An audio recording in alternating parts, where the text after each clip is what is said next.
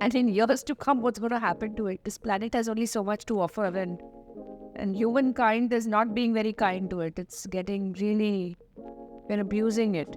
So if not for anything, for years to come, we need to look at space for some other space where one can, I think, to me, that it's like a plan B, a planet B kind of thing. I think a part of the problem, which I see from a layman's perspective in space technology, is the lack of simplicity as well. We talk about the theory of relativity.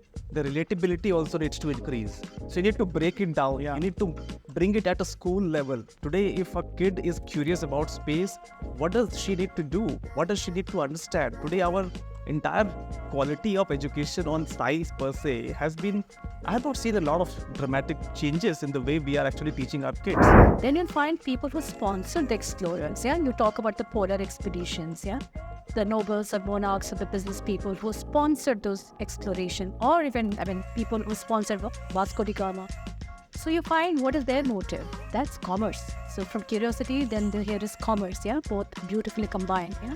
So you go explore that land, find if it has abundance, like you're saying, then I'll see how to turn it into trade and commerce. But you have to realize that the US now actually has a space force. They have an entire battalion for their space assets, right?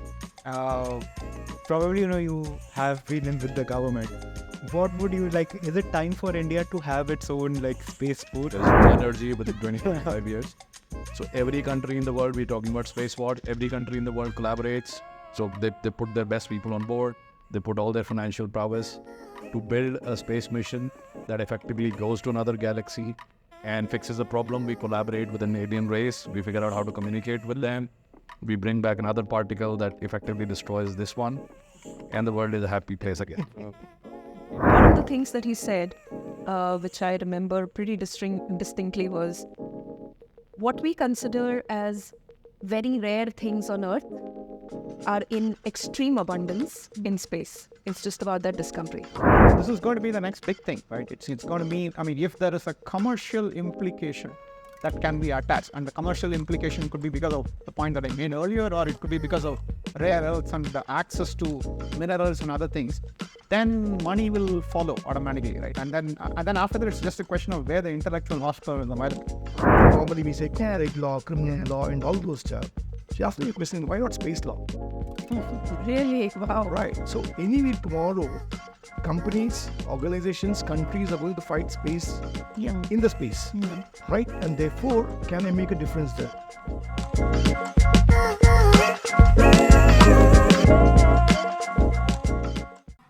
Okay, so space had it has a very good significance in spirituality in India. Even when we pray, we look at space and then recall God. So, but when we talk about normal, people on the, a lay person on the road, why should they be concerned about space? Why should I be concerned about space as an industry? It's okay, ISRO is there and so on and so forth. But so what? What would be your answer to that? Well, I feel at a fundamental level, because what's happening to our space here, and in years to come, what's going to happen to it? This planet has only so much to offer, and humankind is not being very kind to it. It's getting really, we're abusing it. So if not for anything, for years to come, we need to look at space for some other space where one can, I think, to me, that it's like a plan B, a planet B kind of thing. Okay. Nitish, what do you think?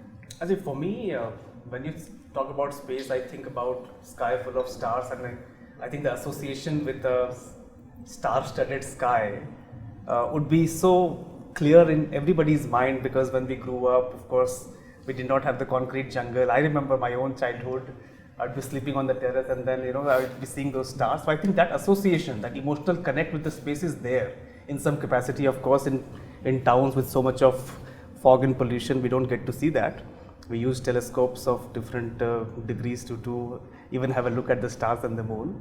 So there is definitely a connection there, and hence, irrespective of your social background, educational background, people feel intrigued about what's lying there, and who are you in terms of what is your position, where do you belong, etc. So those questions used to be in my mind and still not solved, because it's a big mystery that you see almost every night and you don't have answers to maybe 95% of it. So from that perspective, I definitely associate with the mystery of the space. I think it's interesting, right? There's one perspective on what is going to push you out of here. And there's another perspective on like what is out there, right? The dream part of it. Yeah. But actually, if you look at the history of progress and development, right? Missions like these, they spur progress in so many ways, right? A Chandrayaan mission or a Mangalyaan can galvanize an entire nation, right? Not just the people who are involved in the project itself, but also everybody, right? In some sense, in terms of the pride that you feel, right? And the association that you get out of it. Take the example of the US as a country. I mean, they have been in existence only for all of 400 years, but so much of their progress has been on the back of military and space technology, right? And I think that can be a very familiar connection with a lot of people. A lay person can benefit from the effects of what space exploration and technology can bring to the table, and I think that's something that can be exciting for so many people. I mean, for me. Yeah, please, Monalisa. So for me, I think it started with, as you said, I was thinking it's there in Indian mythology. Yeah, not only Indian but many mythology, right? So it has always been, we have been raised listening to stories. Yeah, so it's been there with us since childhood. Then we watched, read science fiction or watched Star Wars. Okay, so it's there in the imagination. And today, thanks to many scientists and billionaires, what they have made it happen is said that it's reality. It's going to happen. I think for lay people today, it's something which is like a sort of science fiction which can come true. And I think people are very excited. Will it happen in their lifetime? Will we travel to space in our lifetime? That's a question for me, and I think that's why lay people should get. From an Indian mindset, because you started with spirituality, right? And you're talking about mythology. From an Indian mindset, we always have a feeling that what after death, right? And if you have seen Sachin Tendulkar hitting that century and then looking up, thanking his father out there, right? Yeah. So there's an imagination that he's out there. Yeah. Now that's one part of the story. The second part, as you said, NASA or those guys who have actually did that space exploration so much. And Indian mythology talks about people or living beings out there in that particular thing. The US talks about aliens coming and attacking. That's from a different ballgame altogether. But the whole idea is that across the world, if you look at one particular segment, which from an Indian context, I'm talking about from a layman's perspective, astrology. Yeah. Right? Yeah. The relation between the stars, the planets to your life, and what is it, that cosmic rays connection which is there. Yeah. And with all the Chandrayans and all the Gaganyans which is going, if you're able to find a way or answer to this, that's where we'll actually leap forward. So we have some text which is not authenticated in that sense, some mythological text and some spiritual understanding. And now the scientific thing, if it goes, and then we're able to connect these two, that's where the real life is going to be. And being a Keralite, we always have seen this, the chai in the moon, right? A Malayali going and selling chai at the moon when the first lands up there, and that's the business side of it, right? Yeah. The moment it goes somewhere, you're already there. Yeah. So I think this could have come only from someone who is from Adi Shankara's land.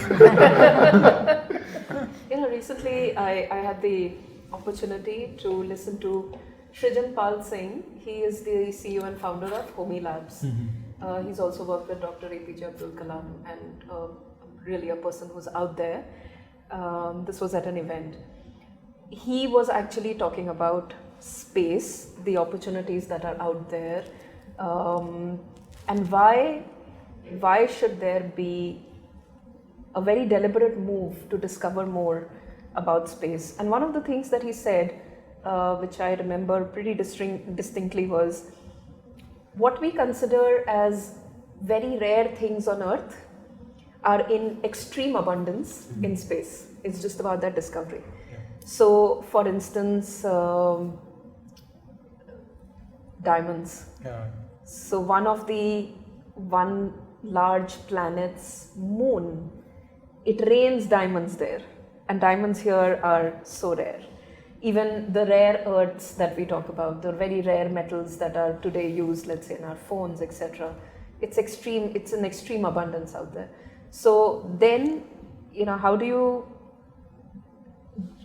so the idea is to say that our world today, we think it's limited to just this, but if only we were to expand our horizons to explore what's out there, it could give us access to so much more that we either bring that back here or we make an effort to live there, stay there, colonize there, figure out water, breathable air, etc. Then there is a lot of opportunity for mankind as such. So I thought that was a very interesting insight. In fact, I think someone told me that even lithium is found actually in space, and what you find is like asteroids full of lithium striking back on Earth, or unobtainium. Like what you get in Pandora. Yeah. So, Rajan, coming to your entire point, that a lot of technology. In fact, it's often said that what is created by NASA for space eventually trickles down to cars, and then that's where it really, when it gets adopted by automobile sector, like does it become pervasive? So LiDAR and all these sensors. Where are we? Like, we have seen this historically happening with US, where NASA created these technologies, which eventually gave it to consumer electronics. But do we find that in India? Like when we would reach to that stage that what our agencies are creating would percolate down to consumer applications? Right. No, I think we already are seeing the start of that, in a significant way. I know that, companies like SpaceX, for example, are really big on this front, and Bezos is also investing so much of money on that.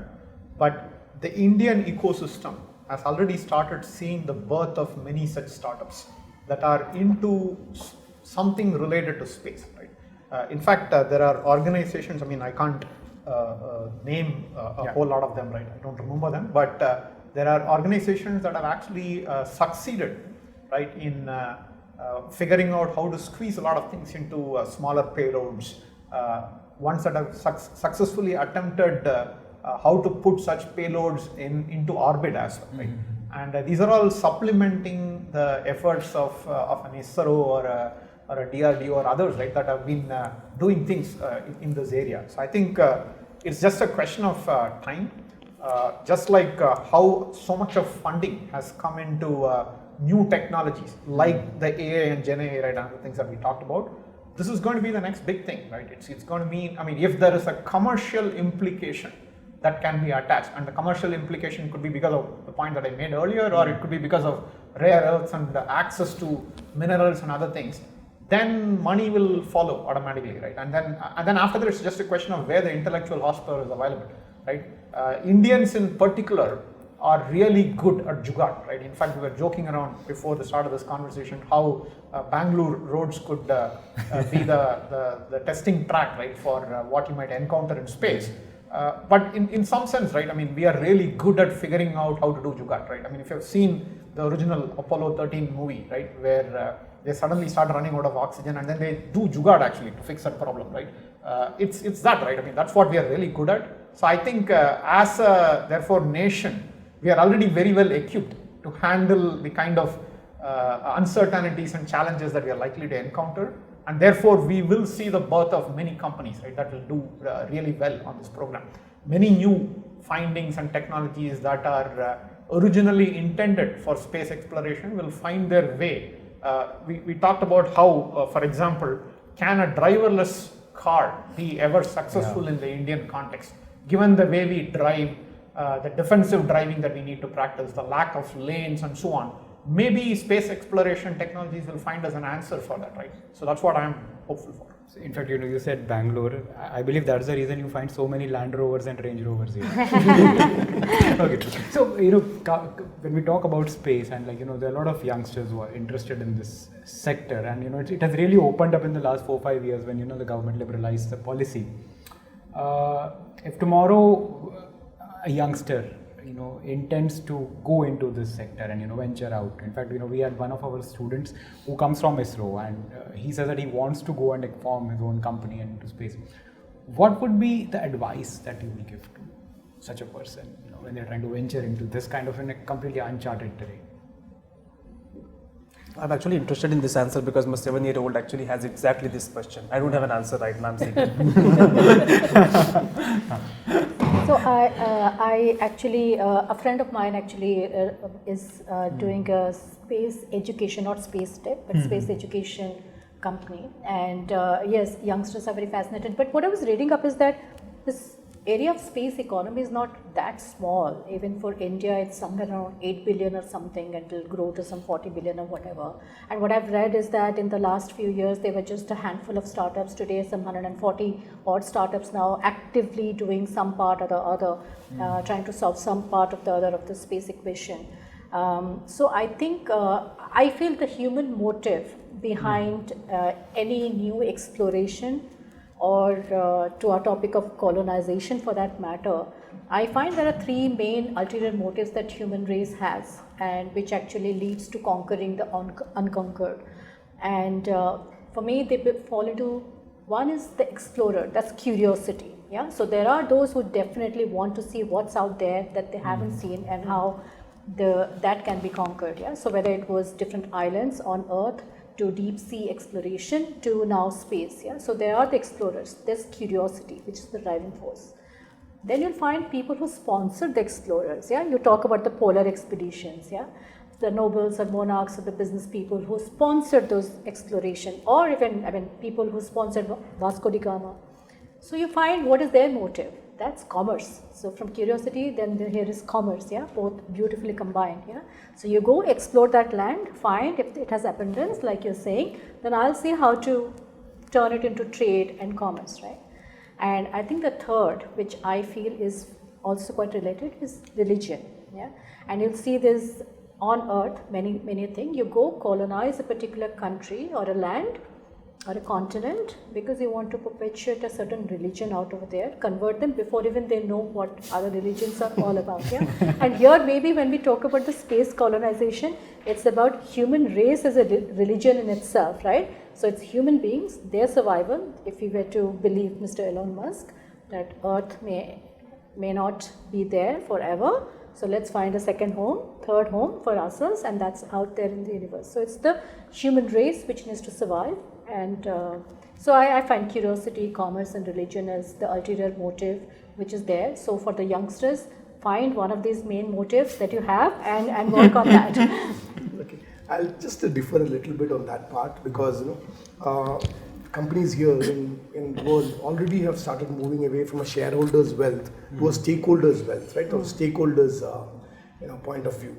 So therefore, from a student's perspective, when you're going to do something, we already colonized this world. Right, we have countries marking boundaries, we have fights, everything. But then when you move into the space, again taking a cue from the Adi Shankaracharya, right, it's a completely different world altogether. So when you go in a form of a colonization as a motive, or have my own fiefdom, my own religion, or commerce as something, may not be the the right way to move outside, because you already done all the stuff in this world. So when you're moving out into that world, it should be for the greater good for the entire humanity in general. Right, so when you're going out, have that perspective in mind and say that, okay, can I do something for the humanity at large, and therefore what should I do? And the commerce and everything will follow. Right, so at least now we'll start with the greater good first, and then take up the later things coming up as a byproduct of that. I'll offer some specifics. I know that it's a little philosophical otherwise, right? I mean, I think we should look at two kinds of buckets, right? One bucket is indigenization of what others are already doing, right? As far as space exploration is concerned, right? And these could deal with the topics of remote sensing, right?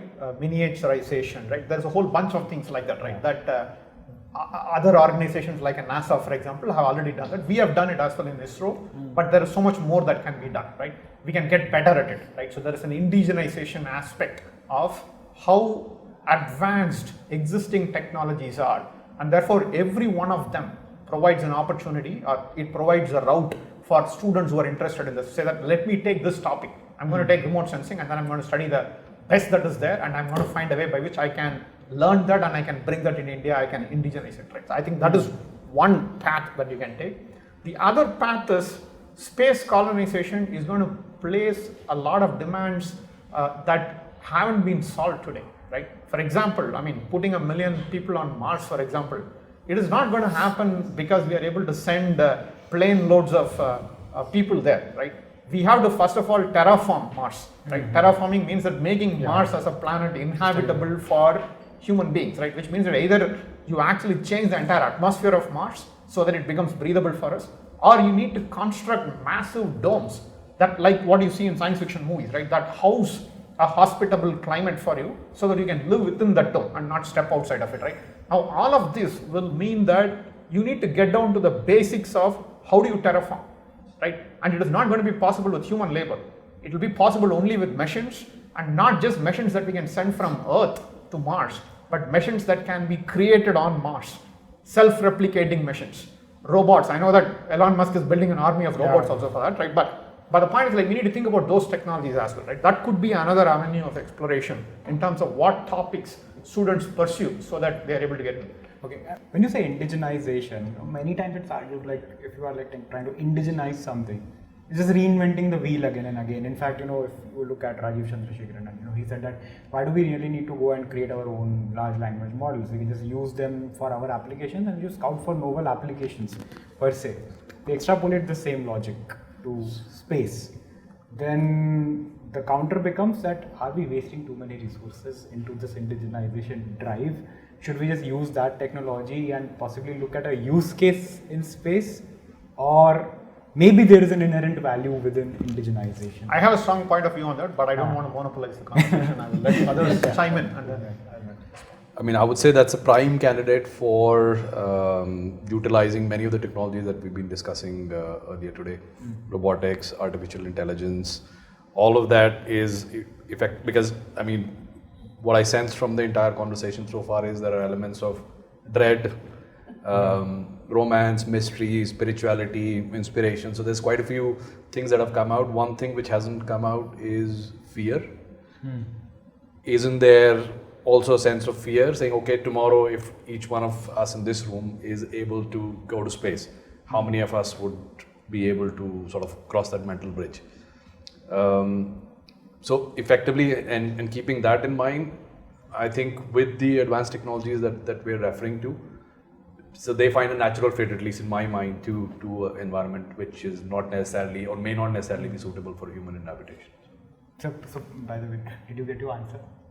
How would you add to it? I'm just trying to connect the dots, but definitely I think as a promising field in the space of science and technology, clearly there is a lot that will happen in this field. We have just started. I mean, that's the sense I get from a student, from being a student of technology overall. And I think the crux, to the point that you mentioned in terms of space is not only about really landing on the moon or finding maybe minerals which are rare on Earth. It's also equally about the approach towards that technology and how is that applicable in a typical B2B or B2C scenario on Earth today, because our lifetime is limited. So how we can actually find those use cases which can actually enhance our life on this Earth, right? Because practically speaking, most of us on the table here might not find a way to go to space in our lifetime. I would wish all of you go if you want to. But the point is, how do you apply that knowledge? I mean, this entire thing that happened with Chandrayaan, I was more intrigued with the fact that you were doing a kind of a remote teleconferencing kind of a thing where you were able to track the movement and with so much of precision. Today, we are living in a world where we are actually struggling with this entire augmented reality, virtual reality itself. So I thought maybe if this could be applied there, our lives could be actually much more enhanced, right? So I would look at that level because I understand that level right now. I don't understand the intricacies of the space technology at this point in time. So that's my take. And actually, at a very basic level, and some great inputs and really much better read on the subject. I can't comment too much on it, but for a student who wants to pursue something like this, where there is today proven technologies and there is research going into it, just to simply encourage that curiosity, I would say one would want to see more actually go down that road, because if you look at just education and what students are pursuing in today's world, such different fields which we didn't have the opportunity to explore. So I would just really completely support a youngster who wants to go and research and in fact, it kind of connects to the point that we talked about earlier, meaning that if artificial intelligence and all the advent of the current new technology, what we call new technologies, it raises the bar. and it creates a new level playing field. What do people do after that, right? We talked about how it is important to bring humanities and philosophy and psychology and other aspects to enhance human life in a context where you don't maybe need to work for your survival, but you need to work for something else, right? You need to work for advancement and furthering the prospects of humankind, right? As a spacefaring species, for example, right?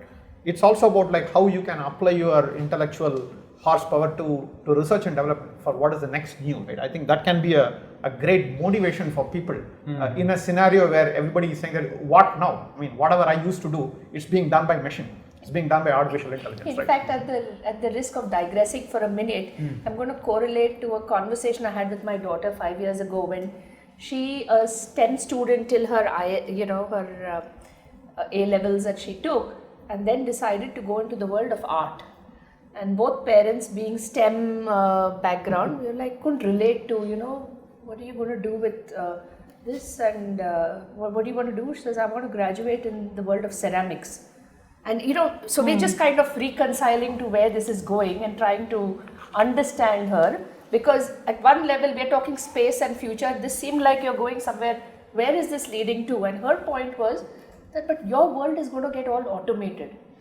It's the creative mind that's going to really be required. So, y'all should wake up and smell the coffee. Except That's what she said for to me. generative AI. And I mean, I'm just tagging on, right? Ceramics as a technology might actually be super important for space exploration, right? The refractive properties of ceramics. Right? But the line of discussion there was a little different. More artistic on the more creative artistic, side. and to say that actually, if you go back to what humankind was, it's about feeling, it's about Working with your expressing, hands. it's about working with your hands, it's about what that working with your hands does to your brain. It stimulates in a very different way, but it's another. So sorry, I took it to another. No, I'll take it from there again, Yes, because please. one part is on the technology part Yeah. of the space technology, how we have to do it and what we can do there. But the other part is, let's imagine for an argument that many countries have reached a level where they can conquer space. Right now, very few countries are there. How do you govern this? Right. So, what is that? Because the Indian laws or the world laws may not be the right laws there. Right. For example, again, we were talking about your daughter. So, my daughter is into law. Right. And when she was looking at the specializations, normally we say corporate law, criminal law, and all those stuff. She asked me a question: why not space law? Really? Wow. Right. So, anyway, tomorrow, companies, organizations, countries are going to fight space in the space, right? And therefore, can I make a difference there? Now, that's another area which we need to look at from a larger angle, apart from the technology part of it. Correct. But how do you govern this? This point came up when we started talking about metaverse, and then who owns metaverse and what's happening in the metaverse itself? So that probably was a very pertinent topic, and I would extrapolate it to a scenario which is space itself. If it is metaverse, which is in a very, very digital fluid space where literally nobody has any aspects of, or there are things that have not been imagined in terms of barriers, what does that expand into? And I would really think it's a very pertinent subject to develop on. This law point connects to the indigenization question that you asked earlier, right? Because if you're going to have a race for space and the possibilities that it offers, whether it is commerce, minerals, whatever it might be, right? There will be a race. There will be a race amongst companies, there will be a race amongst nations, right? Now, I will just draw parallels to the semiconductor industry, right? Now, we took a certain kind of an approach 20 years back, 30 years back in terms of how will we approach the semiconductor space, right? We have been left behind. China has gone so far ahead, right, that even the US and other countries are super worried about, right, what is happening. I mean, of course, there are certain technologies, for example, like lithography, that a European company has got a monopoly on, right? Those considerations are there. But in terms of one controlling the resources, natural resources that they have, plus the manufacturing of semiconductor chips, we have been left behind, right? If we had taken a different kind of an approach, indigenization again, we would have been in a very different situation. Today, if you want to build that capability, and semiconductors are at the heart of everything, right? Technology itself.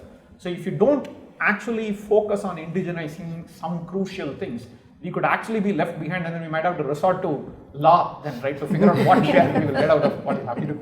In fact, this raises a very interesting question from an economic point of view. So, we often debate inequality and how it's rising.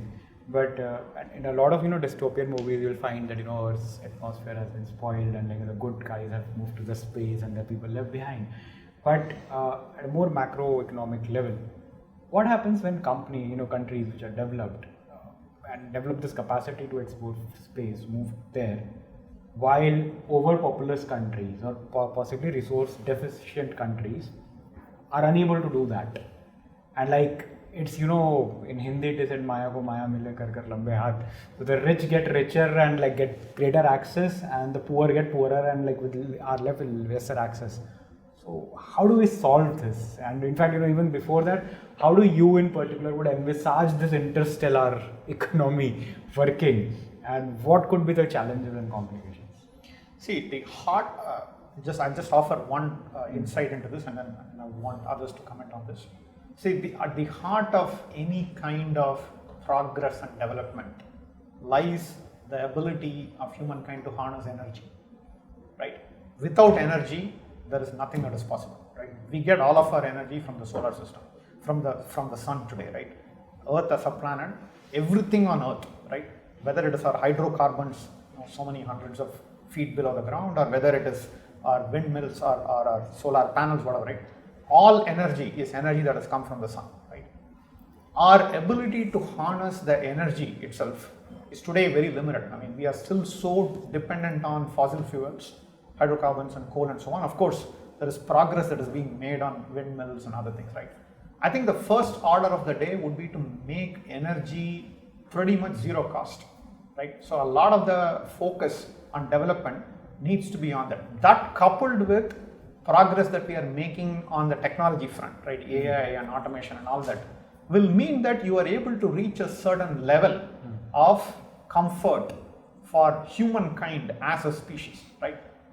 If you are able to harness energy in the right fashion, then many of the things that we talk about in terms of climate change and global warming and stuff like that, that will also start getting solved, right? So in the short term, we're going to have challenges, no doubt about that, right? I mean, you're going to have all these summits that are happening, and people, bargaining for, jockeying for position, right? Who should cut emissions and so on.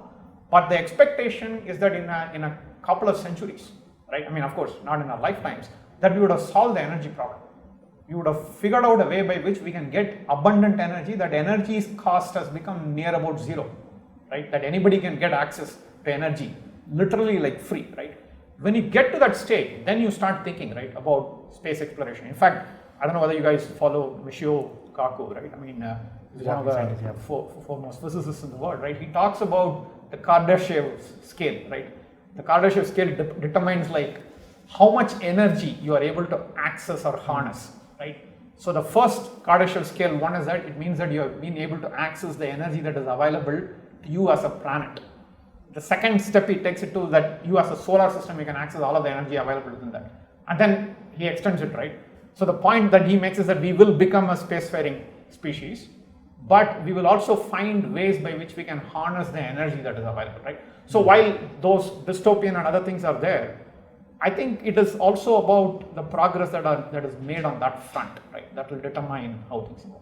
Yeah, well, I so much relate to this point on how energy could be such a leveling factor for people to be uplifted. I mean, if you go to the hinterlands, if you see those solar panels over the huts, and see the lights that they are able to generate, I think it transforms lives of so many people. And that's just a simple example of how solar power can be put to use. Now, just imagine that with so much that we're learning in the space technology, if you're able to harness more energy, I think for a country like India, it could be a very defining factor for us. So just one point to illustrate that, example to illustrate that, if you have unlimited energy, you have unlimited water supply. Because you can take all the water in the oceans and you can apply your desalination. Today, desalination processes do not work because of the limitation of energy, nothing else. Okay. So we have to solve the problem of water, right? I mean, imagine, right? Water available, abundant for anything and everything, irrigation, whatever, right? It's an energy problem. Fundamentally, everything boils down to an energy problem. Yeah, I was going to comment on what you said, very interesting point about equality, right? The developed versus the underdeveloped. Yeah. And if the space war happens, then do just the people, the haves win and the have-nots are left behind, yeah? So I think when we think about that kind of a futuristic world, which even today for us is like a still imagination, right? Interstellar world, I think people realize that the real currency is that of innovation and mind, yeah, the brain power. I think that is the real currency, yeah. And like the big companies today say that we don't know where the competition is coming from, which garage is going to, build something which is going to disrupt my business. I think people realize that the brightest of minds are probably not born just in the developed world. I think that realization is there. And I won't say that it has been now implemented in that kind of a mass scale, but you now see smaller countries, Eastern Europe, Nordic countries. Now, if you don't have that brain power, can you attract? Does everyone need to go to US? Does everyone need to go to NASA? Or people can go somewhere else, and can you attract the so-called innovative minds? And a proxy for that is, let's say, the startups who are going to innovate in the world of space. Can you attract them to your country and somehow be in that race in a little bit more advantageous position? I think people who really want to be a part of this race are going to probably attract this power. I think, this entire topic sounds very esoteric to common people, but you have to realize that the US now actually has a space force. They have an entire battalion for their space assets, right? Probably, you have been with the government. What would you like? Is it time for India to have its own space force? See, obviously yes, but with a limited disclaimer there. We know that the US has, because US speaks about it, right? We don't talk about it, doesn't mean that we don't have it. So with that disclaimer, let me start off. Because the real fight is going to be, there is no, for example, because this comes from an angle of, the wars of future. So the wars of future is not battle, army, navy, and other stuff, right? So the wars of future is going to be from the space. And therefore, there is a requirement for your nation's security and other stuff to have a space asset there. The second point of it is that, coming from a cue from him, okay, because Rajan said that, about energy, right? And from a physics background, I'm just going to say this, light particle is the maximum energy which we know as of now. And the cosmic rays have enough energy in that sense. So it's utmost important for every nation to harness this energy to have a space asset there, and also to protect that space asset, right? And then divert that back to here for your development and this. But coming back on the equanimity of the haves and have-nots, right? Just take a small example during the COVID pandemic, right?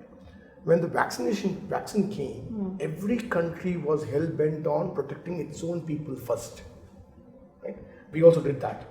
But then, before protecting our entire population, we were the first ones to actually start exporting the vaccines. And that's what the difference in our mindset versus the other mindset is. And therefore, in the space technology, when it comes in, we would be the better off of all the people, and indigenization will happen. And as far as Jugaad is concerned, and whatever we do, we are better off that. And whenever there's a crisis, and sooner or later there will be a space crisis, which comes in once it happens, the Indians will be the first one to actually move over and change the crisis onto it. Right? So we are expert in that field to handle crisis, and our military, our space are much more capable than what we know outside world. So I'm just leaving it there without saying much. So I think you invented two new streams: space laws and now space diplomacy. I know, I've heard this actually. I mean, that some of the people that we have who guard our borders at the highest of altitudes, they are second to none. I mean, in fact, they are trained and they are so skilled and efficient that the US Marines and other people, they come and train along with them at that kind of altitude. We have that every year. We have the US Marines coming here and having the exercises. I believe the high altitude warfare is something that India has been fighting for a very long time in Siachen. Talking about high altitude, even guerrilla warfare, various kind of warfares, we are experts. Right. But then we don't brag about it. Not many pictures have come about it. Now slowly we are having this family mans and other kind of stories coming in, so we know a little bit of it. Okay, so before we wrap up, I have this one question. generally, when we are going into thinking about space exploration, and this is a paradox which ISRO also suffers from, and this question gets asked a lot. It's well known that ISRO does not have like heavy lift rockets like SpaceX, which can send people out there and carry those kind of payloads. Now, should we focus on that kind of technology, given that ISRO has very limited resources? They don't even have enough launch pads. Or there is this very, very, very lucrative market of microsatellites and space exploration. In fact, this also connects to the initial sort of your thought that we are essentially looking at two things. One is how you get more resources from space, like lithium and all these things, and the other is like creating new technologies which can boil down to commercial usage. How does an organization decide what to prioritize? Given its constraints, and like for at least our argument, we'll consider that ISRO has its constraints, right? They have the budget of sending a satellite in which you can make a movie like Gravity. So how does this solve? And I feel it's a very, very abductive and abstract thing which you must have encountered. How do you choose between exploration and exploitation? Yeah, I think it can't be an either or, right? Part of the indigenization point that I made earlier is that if there is proven technology somewhere, right, we need to find a way by which we can replicate it at a minimum, right? In these advanced kind of topics, there can be other areas where you take the benefit of something that's been already built and you leapfrog, right? But we have actually managed to indigenize several things, okay, in the past 7 decades, right? So I think we should definitely do a bit of that indigenization. But on the pure research part, right, my own hypothesis is that no amount of cryogenic fuel-based rockets or solid state or other kinds of technologies that we are working with are ever going to be enough for us to put 1 million people, right, on a planet like Mars, right? You need something like, quantum gravity or something like that, okay, right? You need what you see in Interstellar, right, probably, right? That is pure science, and that is what connects back to the point that Shalini made, right? Why don't we have more kids pursue real hardcore science, physics, astrophysics, right, and modern physics, right, and the theory of relativity and attempting to figure out, right, how we can get deep into that stuff, because a lot of that needs to happen as research on paper and in the classrooms and with that kind of experimentation, as opposed to saying that I need a huge amount of resources, okay, for us to build something, right? So I think there is scope to move that. I know that this might sound a little far-fetched, right? How can Indian students and scientists solve the problem of quantum gravity or whatever before a very powerful advanced nation like the US might crack it? But you know what, that is possible, because at the end of the day, this is like the deep intellectual curiosity and the thinking that is necessary, right? To build a rocket is another thing, right? And replicating that technology. But I believe that we should actually, therefore it's not an either or for me, right? I think we should do the indigenization, but we should also spend a lot of time on that. In fact, just as you were saying it, so there's this very good Chinese story. There's this movie also which came out called as The Wandering Earth. So it's essentially like the sun is about to explode and they have to leave the solar system. So they built something called as Earth engines, and they moved the entire Earth to another solar system around 2500 years. It's an imaginative story, but I believe what we are lacking is like the imagination has to happen, and then you will find your ways. I just reframe the question. Yeah. So one maybe observation, which is more of a paradigm shift around everything else that we've discussed. We've talked about Interstellar quite a few times. So from the author of Interstellar, I'm reading the latest book from him. So the theme of the book is we are infested by some foreign particles which are effectively absorbing the sun's energy. So effectively the sun is dying. We're talking about unlimited energy. This is a scenario where there is no energy within 20-25 years. So every country in the world, we're talking about space wars, every country in the world collaborates. So they put their best people on board. They put all their financial prowess to build a space mission that effectively goes to another galaxy and fixes the problem. We collaborate with an alien race. We figure out how to communicate with them. We bring back another particle that effectively destroys this one, and the world is a happy place again. So it is a dramatic contrast with everything that I've heard so far. I mean, what a beautiful picturization that you just put together, right? And going back to what you were saying, I think a part of the problem which I see from a layman perspective in space technology is the lack of simplicity as well. We talk about the theory of relativity, the relatability also needs to increase. So you need to break it down. You need to bring it at a school level. Today, if a kid is curious about space, what does she need to do? What does she need to understand? Today, our entire quality of education on science per se has been, I have not seen a lot of dramatic changes in the way we are actually teaching our kids. So you need to break it into parts, you need to simplify it, and then only it will be ingrained in people to at least relate to this subject, and then maybe do some more research. You will have more scientists coming out of research coming out of India. And that will define our future in space. Otherwise, you will have always have a handful of people who are working, and we are just looking at them with a lot of anticipation and mystery and of course admiration. To just make one point on your exploitation versus exploration, and if you think about it, it's a dilemma we face even in today's context. Space aside, but I think the answer lies, to your point, it's not an either or, but sometimes the exploitation actually helps you fund the exploration. So if you have some quick wins and you have something that through exploitation you can actually monetize, then that the answer may lie there. So I think whether it's for an ISRO or, you know, how are you agile enough to actually monetize through that exploitation, because there's an opportunity sitting there which I don't know enough. I don't know if we're agile enough to take advantage of that, but yeah. So we moved from an agrarian to a services economy. Right? Our services construct is like very strong. It is generating a lot of money, right, through export revenue as well. Right? We are attempting to move into an engineering manufacturing economy as well, with the whole Make in India, right, on every sphere. Right? We need to move it further into a science research based economy as well. Right? We are not a science research based economy. Right? Now, just like how we have opened numerous NITs and IITs, we need to have like double the number of IISCs, right, everywhere. Right? Now, the funding for that can happen because we have done really well in services. We are getting much better in agrarian, right?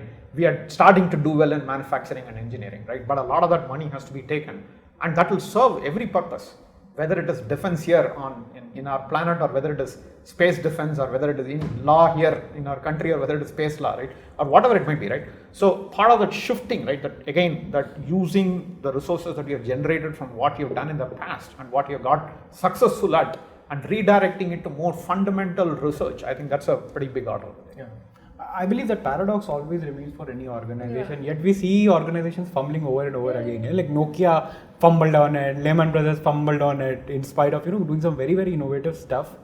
I believe sometimes if you try to become number one, and number one becomes the end goal, you lose sight of what you were doing it for in the first place, right? On that note, I'll just wrap it up. In fact, we were just discussing about this Asimov's laws, for robots. In 1900s or 1800s, anyone would have thought that this is like esoteric. It will never happen. Today, those same laws are being used as a reference to ground AI systems. Maybe it is similar with space also. We do require space laws, space diplomacy, and at least some kind of a sensitive, introduction to these topics to fire the imagination of students per se.